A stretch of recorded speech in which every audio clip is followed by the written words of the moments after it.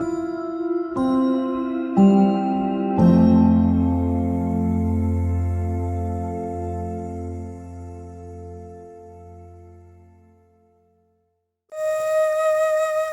کی اس خوشگوار صبح میں آپ سب کو میرا سلام۔ آج کے اس خوبصورت دن اور سہانی صبح میں ہم ایک بار پھر آپ کی خدمت میں حاضر ہیں۔ حسب معمول ہم اپنے دن کا آغاز خدائے بزرگ کی حمد و ثنا کرتے ہوئے کریں گے۔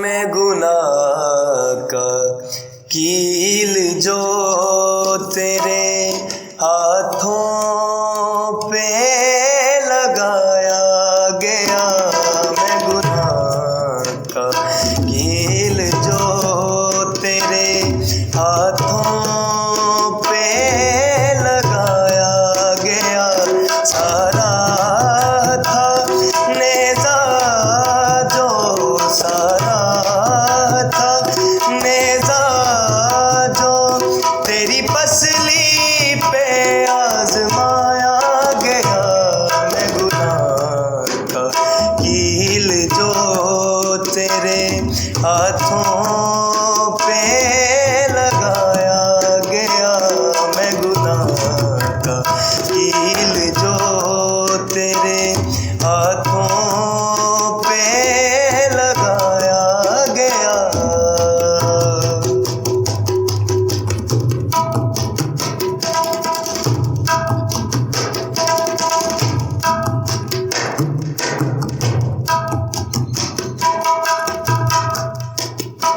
میں تھکا ماندہ بوجھ سے لدا، اجنبی سا مسافر، میں تھکا ماندہ بوجھ سے لدا، اجنبی سا مسافر، مگر بوجھ میری صلیب کا یسوع تجھ سے اٹھوایا گیا، مگر بوجھ میری صلیب کا یسوع تجھ سے اٹھوایا گیا، سارا تھا نیزہ جو، سارا تھا نیزہ جو تیری پسلی پہ آزمایا گیا، میں گناہ کا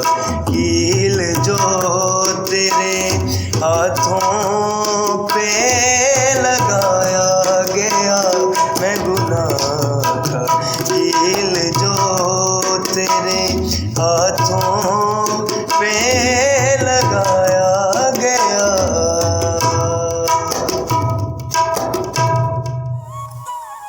خدا کی حمد و ثنا کرنے کے بعد ہم خدا کے بندے کے وسیلہ سے خدا کا کلام سنیں گے۔ مسیح میں آپ سب کو سلام۔ میرے ساتھ نکالیے گا لوکا کی انجیل اور اس کا 24واں باب اور اس کی 25ویں آیت سے لے کے 27ویں آیت تک ہم تلاوت کریں گے۔ خداوند کے زندہ کلام میں مرقوم ہے، اس نے ان سے کہا، اے نادانوں اور نبیوں کی سب باتوں کے ماننے میں سست اعتقادو، کیا مسیح کو یہ دکھ اٹھا کر اپنے جلال میں داخل ہونا ضرور نہ تھا؟ پھر موسیٰ سے اور سب نبیوں سے شروع کر کے سب نوشتوں میں جتنی باتیں اس کے حق میں لکھی ہوئی ہیں وہ ان کو سمجھا دیں۔ آمین۔ خداوند کے زندہ کلام کے پڑھے سنے اور سمجھے جانے پر خداوند کی خاص برکت ہو۔ آج کے دن میں جو میسج ہے یہ بھی اسی سلسلے کی ایک کڑی ہوگی کہ جو ہم نے شروع کیا ہے ایسٹر کے بعد ہونے والے پیغامات، اور جاری رکھنا بھی ان کو ضروری ہے، اس لیے جب کلام مقدس کے اندر اسی وقت اس کو روک دیا نہیں گیا تو ہم کیوں روکیں؟ کیونکہ جب مصلوبیت ہوئی، مصلوبیت کے بعد خدا یسوع مسیح 3 دن قبر میں رہے، پھر اس کے بعد وہ زندہ ہوئے، زندہ ہونے کے بعد بھی کئی ایسے واقعات ہوئے کہ جن میں میرے لیے اور آپ کے سیکھنے کے لیے بہت سی باتیں ہیں۔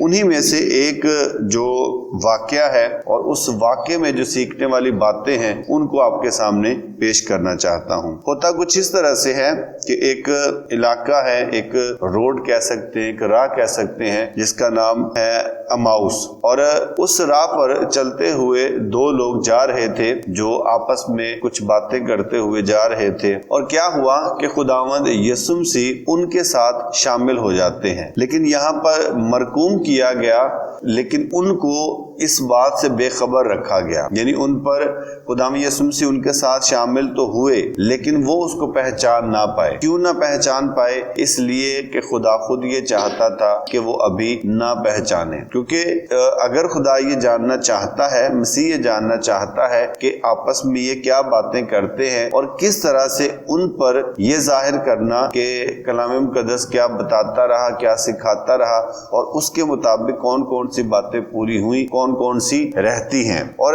ویسے بھی اگر دو لوگ جا رہے ہوں تو ان کی جو بات چیت ہے اس کا کوئی نہ کوئی ٹاپک ضرور ہوتا ہے۔ ویسے تو خدا ظاہری سی بات، ہم کہیں بھی موجود ہوں اس کو ہماری ہر ایک بات کا علم ہوتا ہے، لیکن جو طریقہ خدا یسوع مسیح استعمال کرنا چاہتے تھے کہ انسانی طور پر ان کے ساتھ شامل ہو کر، ان کی بات چیت میں شامل ہو کر پھر ان کو کچھ سمجھانا چاہتے تھے، کچھ بتانا چاہتے تھے، تو خدا یسوع مسیح بھی ان کے ساتھ مل جاتے ہیں اور وہ بڑے جوش کے ساتھ ایک دوسرے سے بات کر رہے تھے، کچھ پریشان بھی تھے کہ جس کی وجہ سے خدا یسوع مسیح جیسے ہی ان کے ساتھ ملتے ہیں تو ان سے کہتے ہیں کہ بھئی کیا پریشانی ہے، کیا بات چیت تم آپس میں کر رہے ہو؟ تو وہ آگے سے کہتے ہیں جو واقعہ ان دنوں میں ہوا کیا تم اس سے واقف نہیں ہو؟ وہ کہتا ہے جی مجھے تو نہیں پتا کیا واقعہ ہوا ہے۔ تو ان دونوں نے وہ سارا واقعہ جو خدا یسوع مسیح کی مصلوبیت کا ہوا وہ اس کو بتانا شروع کر دیا۔ جب وہ واقعہ بتایا گیا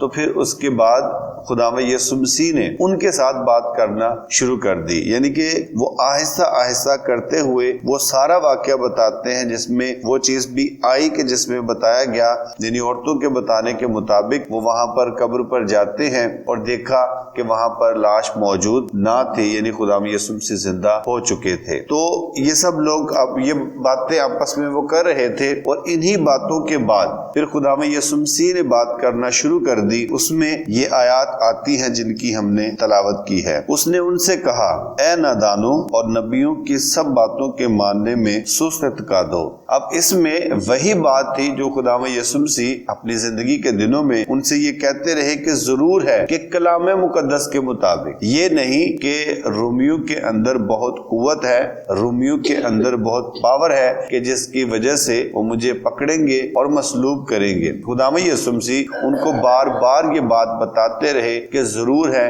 کہ کلام مقدس کے مطابق ایسا ہو کہ میں فقیہوں فریسیوں سردار کاہنوں کے ہاتھوں دکھ اٹھاؤں اور مصلوب کیا جاؤں، مر جاؤں، دفن ہو جاؤں اور تیسرے دن مردوں میں سے جی اٹھوں، کلام مقدس کے مطابق۔ یہ نہیں کہ کسی کی قوت زیادہ ہے یا کسی کی طاقت زیادہ ہے، بلکہ کلام مقدس کے مطابق۔ اور ایک شخص بار بار اس بات کو دہراتا رہے، کیونکہ یہی بات خدا یسوع مسیح نے 3 بار دہرائی تھی، لیکن افسوس پھر بھی ان کو ان باتوں کی سمجھ نہ آئی تھی، کیونکہ اب بھی جو وہ باتیں کرتے تھے، جو کچھ ان کے سامنے ہوا تھا، صرف وہی باتیں کر رہے تھے، یہ نہیں کہہ رہے تھے کہ یہ کلام مقدس کے مطابق ہوا، یہ پیش گوئیوں کے مطابق ہوا، وہ بالکل بھی اس کا ذکر نہیں کر رہے تھے۔ اور اسی بات کا خداوند کو دکھ ہوتا ہے اور اس کے بعد ان سے وہ اس طرح سے بولنا شروع کر دیتے ہیں۔ وہ کہتے ہیں، اے نادانوں اور نبیوں کی سب باتوں کے ماننے میں سست اعتقادو، کیا مسیح کو یہ دکھ اٹھا کر اپنے جلال میں داخل ہونا ضرور نہ تھا؟ وہ کہتا ہے کہ کیا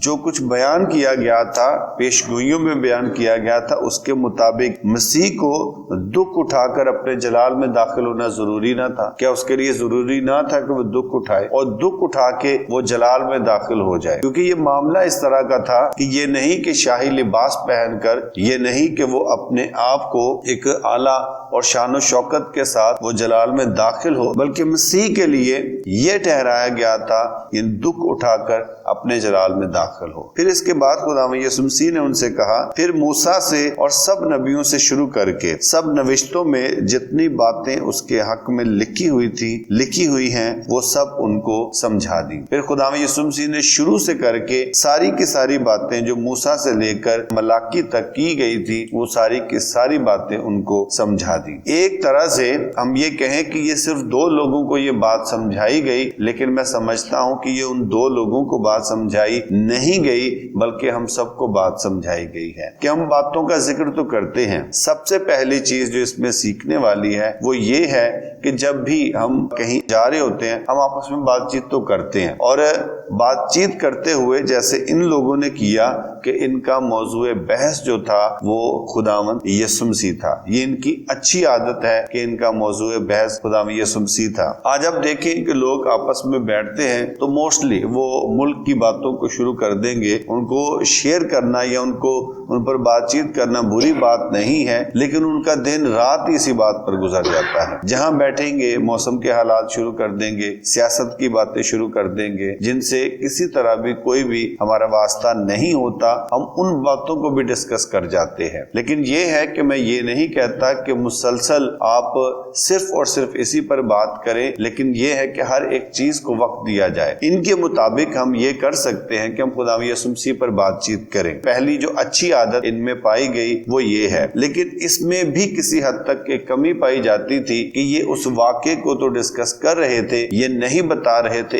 ایک دوسرے کو۔ یعنی ہمیں چاہیے کہ ہم ایک دوسرے کو بتائیں۔ جس طرح سے ہم نے اس سے پیچھے جو پیغام سیکھا تھا اس میں تھا کہ انہوں نے خبر دی، یعنی کہ جب آپ کو معلوم ہو جاتا ہے تو اس کا مطلب ہے کہ آپ آگے خبر دینا شروع کر دیں۔ تو یہ واقعے کو تو دہرا رہے ہیں، لیکن وہ واقعہ کس وجہ سے ہوا یہ نہیں دہرا رہے۔ تو اس وجہ سے خداوند یسوع مسیح نے ان کو اس معاملے میں سکھایا کہ بھائی جو واقعہ ہوا ہے اس کے ساتھ یہ بھی بتاؤ کہ یہ واقعہ کیوں ہوا ہے، اور اسی میں اصل چیز ہے کہ پیش گوئیوں کے مطابق یہ واقعہ ہوا، اور پھر اس کے بعد جب تک ایسا ہوتا نہیں ہے اس وقت تک ممکن نہیں ہے کہ مسیح اپنے جلال میں داخل ہو۔ وہ دکھ کے وسیلے سے اپنے جلال میں داخل ہوگا۔ پھر آخر پر یہ چیز سکھا دی گئی، بتا دی گئی کہ جب تک ایسا نہ ہو خداوند یسوع مسیح کے بارے میں جو پیش گوئیاں ہیں، جو نوشتے ہیں، موسیٰ سے لے کے ملاکی تک جتنے بھی ہیں ان کے بارے میں واقفیت ہونا بہت ضروری ہے، تاکہ ہم ایک دوسرے کو انہی واقعات کے ذریعے سے تسلی بھی دے سکیں اور ایک دوسرے کو یہ بتا سکے کہ خداوند یسوع مسیح نے جو ہمارے لیے کام کیا ہے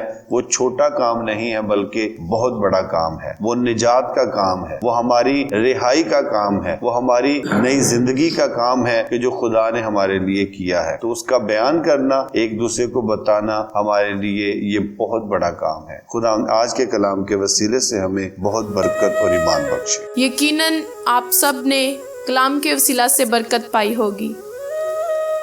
آئیے ہم کلام مقدس کے لیے اور ساری عبادت کے لیے شکر گزاری کریں گے، اور یہاں موجود لوگوں کے لیے اور آن لائن سننے اور دیکھنے والوں کے لیے دعا کریں گے اور برکت چاہیں گے۔